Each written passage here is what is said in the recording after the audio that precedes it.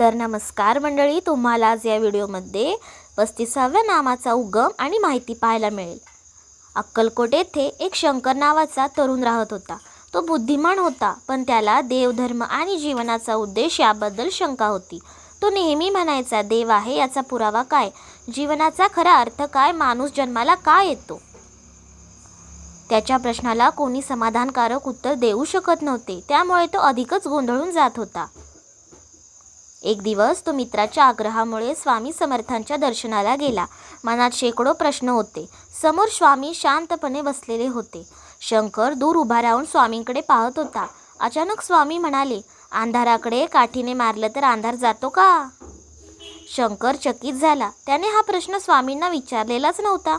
तो म्हणाला, नाही महाराज, अंधार दूर करायचा असेल तर दिवा लावावा लागतो.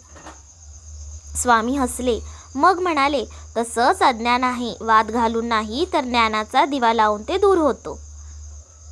ते शब्द शंकरच्या हृदयात उतरले. तो काही दिवस स्वामींच्या सहवासात राहिला. हळूहळू त्याच्या मनातील शंका कमी होऊ लागल्या. त्याला समजू लागले, ज्ञान म्हणजे केवळ पुस्तक नव्हे, तर स्वतःला ओळखणे हेच खरे ज्ञान आहे. एक दिवस तो स्वामींच्या चरणी नतमस्तक झाला आणि म्हणाला, महाराज, माझ्या मनातील अंधार दूर झाला. हे ऐकून स्वामी फक्त स्मितहास्य करत राहिले.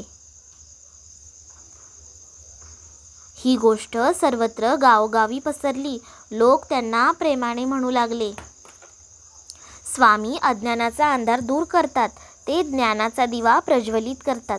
ते अज्ञान तिमिर नाशक आहेत. आणि तेव्हापासून भक्त त्यांना प्रेमाने म्हणू लागले, अज्ञान तिमिर नाशकाय नमः.